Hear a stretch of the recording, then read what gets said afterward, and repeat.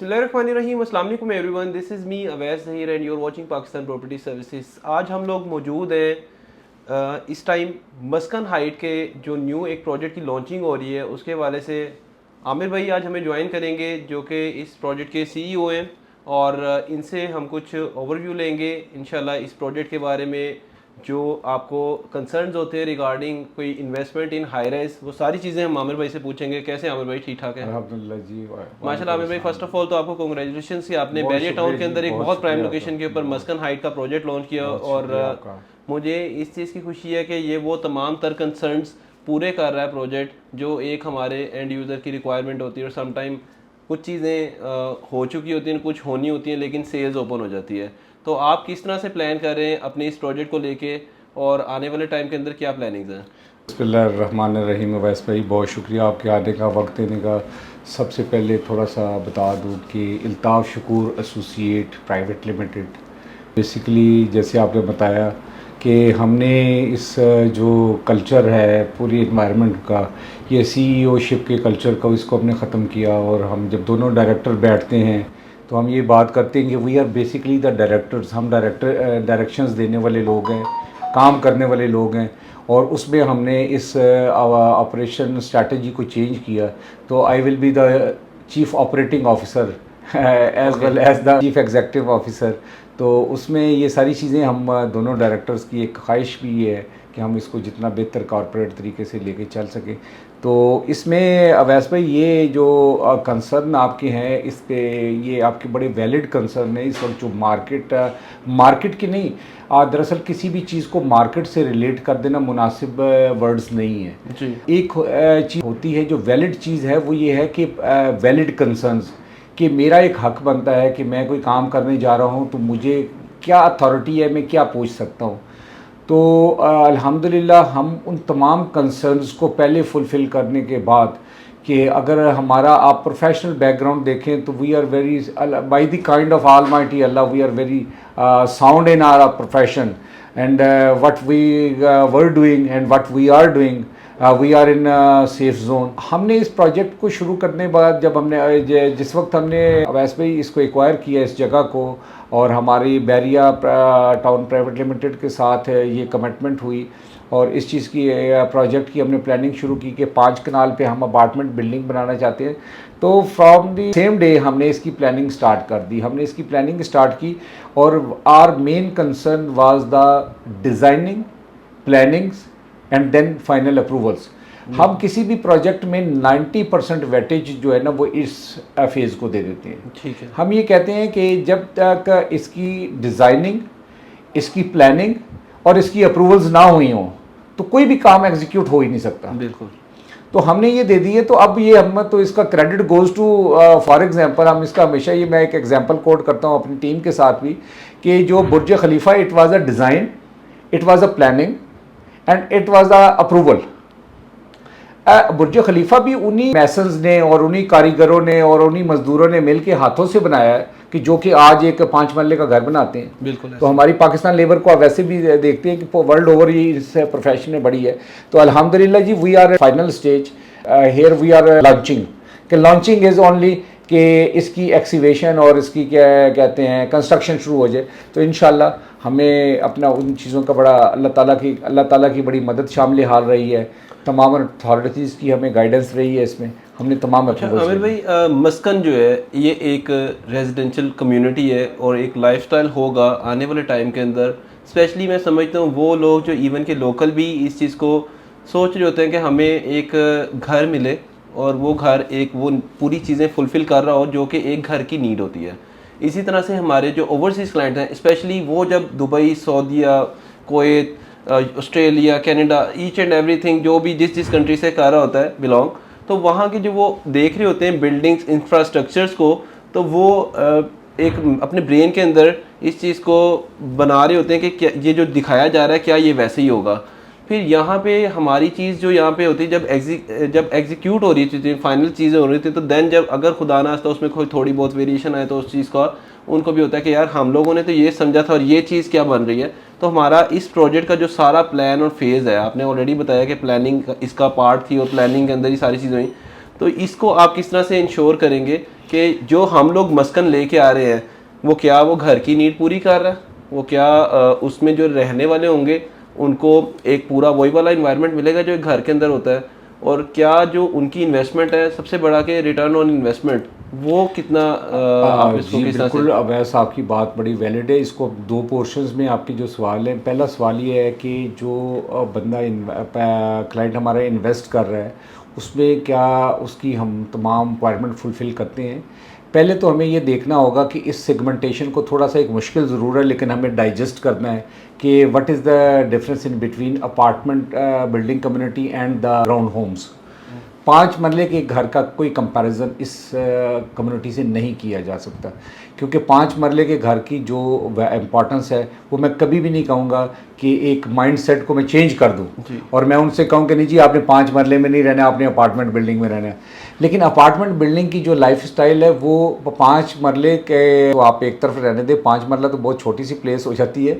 आप 4 कनाल के farm house पे भी वो चीज़ इंजॉय नहीं कर सकते जो आप एक कम्युनिटी बिल्डिंग में या एक most modern lifestyle apartment building में करते हैं। फॉर एग्जांपल कि एक स्टूडियो अपार्टमेंट वाले का एक जो एरिया है वो हमारे पास 421 कोई अप्रॉक्सी वो रॉस एरिया बनता है, तो 421 स्क्वायर फीट वाला कवर्ड पार्किंग हमारे पास घर में कवर्ड गैराज ही नहीं होता किसी में। हमारे तो कनाल के घर में भी कवर्ड गैराज नहीं है, हमारे तो 4 कनाल के घर में भी, इवन के पहले हम जब हम छोटे होते थे तो हम देखते थे कि घर के बाहर पीछे गैराज होते थे और कवर्ड होते थे विद शटर्स एंड डोर्स, लेकिन अब वो कॉन्सेप्ट भी ख़त्म हो गए। इधर तो आप एक कम्युनिटी को पार्किंग देने चाह रहे हो कवर्ड पार्किंग, और कवर्ड पार्किंग भी ऐसी है कि जहां आप गाड़ी खड़ी करते हैं उसके सामने आपको एलिवेटर अवेलेबल है और आप एलिवेटर से अपने अपार्टमेंट में, इट मीन्स कि आप अपने घर में जा रहे हैं। आपको कन्वीनियंट स्टोर है तो आपको मोहल्ले की शॉप में कन्वीनियंट स्टोर के लिए जाना पड़ता है, आपको मार्केट जाना पड़ता है ग्रॉसरी लेने के लिए, तो आपके कन्वीनियंट स्टोर अंदर है। आप कॉफ़ी पीना चाहते हैं तो आपको अंदर सहूलत अवेलेबल है। ऑडिटोरियम में आप जाना चाहते हैं, कोई आपका गेट टुगेदर है तो वो सारी फैसिलिटी आपको है। इवन कि state of the art gym और state of the art swimming pool वो आपको क्या कहते हैं अपने अंडर रूफ चाहिए, तो आप अपने स्लीपिंग ड्रेस में भी अगर बाहर निकलते हैं तो you are open for facilities. Aamir भाई स्विमिंग पूल का जिक्र किया, कितने एरिया के ऊपर स्विमिंग पूल होगा इसमें? ये को 41 फीट इसकी आई थिंक सो के लेंथ है और इसकी 17 फीट एग्जैक्टली मैं आपको आ सकता हूँ कि, लेकिन ये it is a professional pool, क्योंकि हमारा एरिया होगा स्विमिंग पूल का वो टोटल कितना होगा जो उसके साथ आपका चेंजिंग रूम ये भी आपने वो ये तकरीबन मोर देन ये एक 1.5 कनाल से ज़्यादा का जो बैक साइड है हमारी पार्क फेसिंग, इसमें हमारा जो पार्क फेसिंग वेन्यू बन रहा है जिसको हम ग्लास से कवर कर रहे हैं ग्राउंड फ्लोर पे, it will be the swimming pool और उसी के ऊपरली एग्जैक्टली उसी पोर्शन को जिम में फर्स्ट फ्लोर में कन्वर्ट कर दिया गया है। जबरदस्त। और आमिर भाई इसी बिल्डिंग का अपना जो आपने एक रेस्टोरेंट का नाम लिया था कि रेस्टोरेंट भी इसके फ्रंट साइड के ऊपर होगा, फ्रंट तो साइड पे हमारे पास इसमें हमारे जो इसमें प्लान 3 रेस्टोरेंट्स हैं, 3 रेस्टोरेंट है, 2 on ground floor and 1 is for first floor.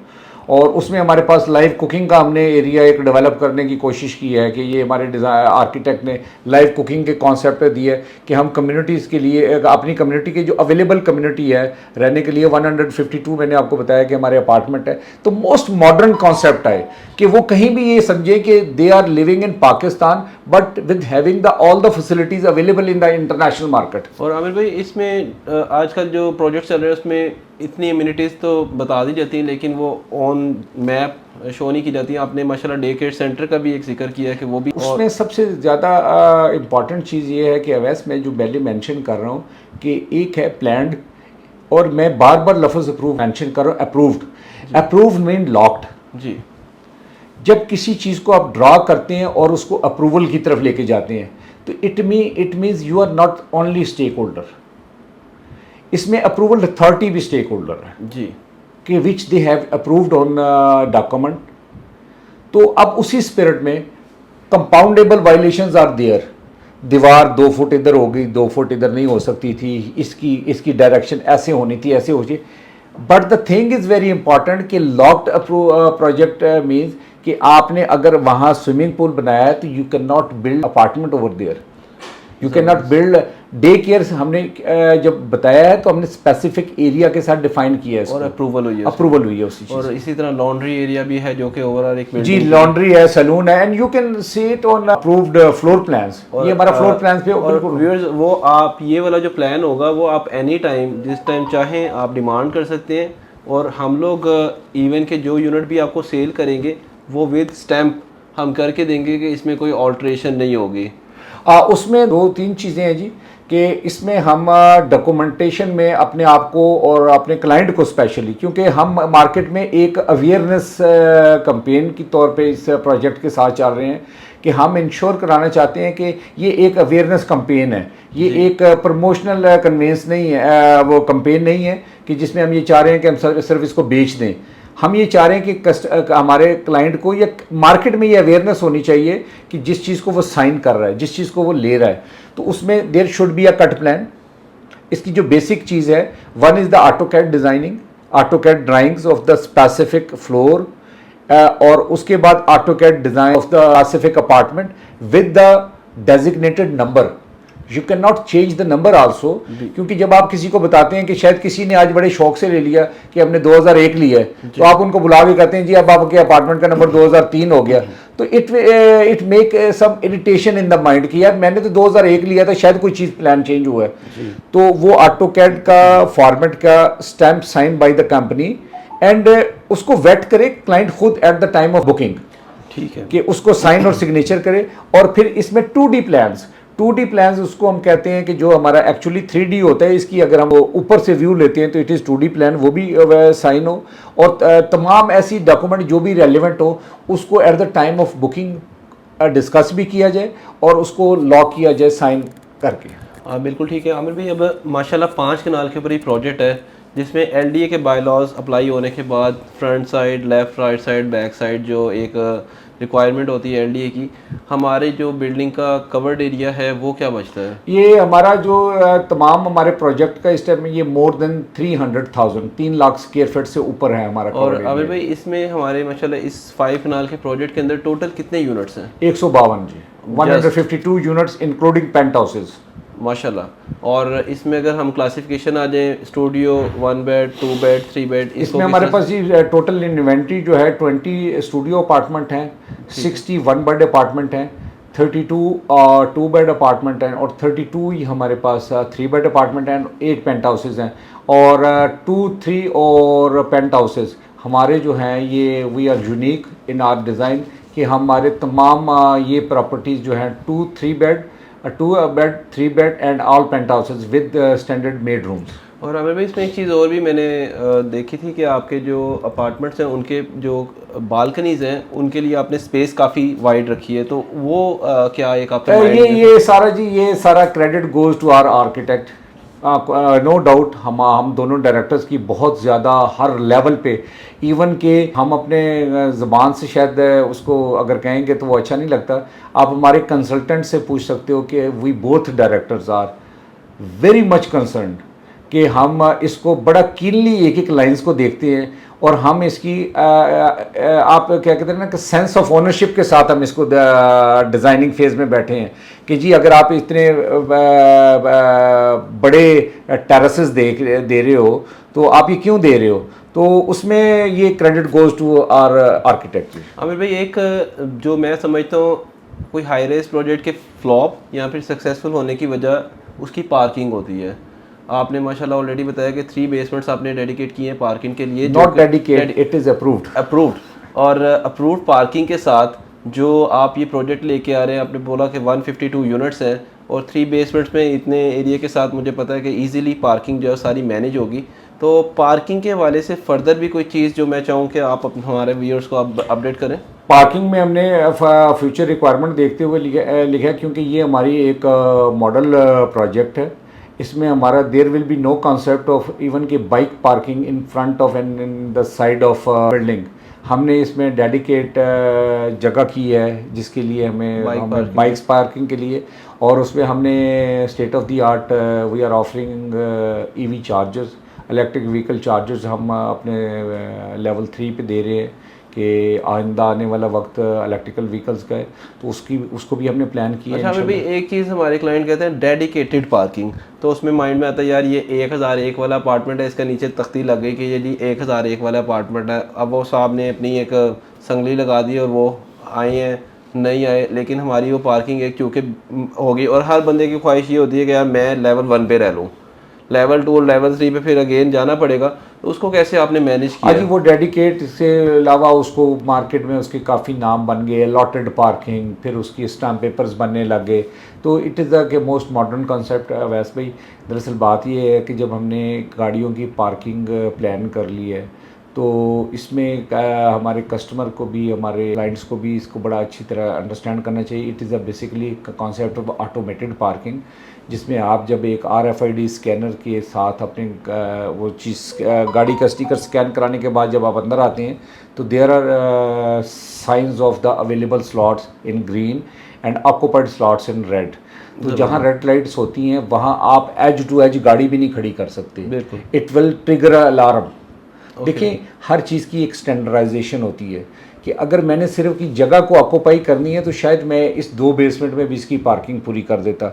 लेकिन if we are talking about the international standards, तो उसमें ये है कि 7 एरिया कितना होना चाहिए in case of any hazard. खुदा ना खास्ता किसी एक्सीडेंट की सूरत में आपकी गाड़ी की खड़ी होने की स्पेस इतनी होनी चाहिए कि आप उसको दरवाज़ा खोल के जा सकें। और जब आप हमारे फ्लोर प्लान को देखेंगे तो आप इसमें गाड़ियों के गुजरने की जगह है, हालांकि वो 1 वे होती है, लेकिन वो मोर देन 12 फीट आपको नज़र आएगी, ताकि इन केस ऑफ एक्सीडेंट आप वो कर सकें, गुजर सकें। और इसमें अवैस भाई एक और आपको चीज़ बड़ी बताऊंगा कि ventilation of the basements and the pressurizations of the staircase is very important. Pressurisation of the staircase इसलिए इम्पॉर्टेंट है कि आग लगने की सूरत में इन केस ऑफ फायर कि जो आपके एमरजेंसी स्टेयरकेस होते हैं, इसके ऊपर उस प्रेशराइजेशन शाफ्ट से एक आर्टिफिशियल एयर का प्रेशर डेवलप किया जाता है कि जिस आग लगने की सूरत में वो आग जो है उस केस को से निकलती है, हट जाती है। तो ये सारी चीज़ें हमने स्टैंडर्ड फॉलो की हैं और it is the part of our approval. माशाल्लाह।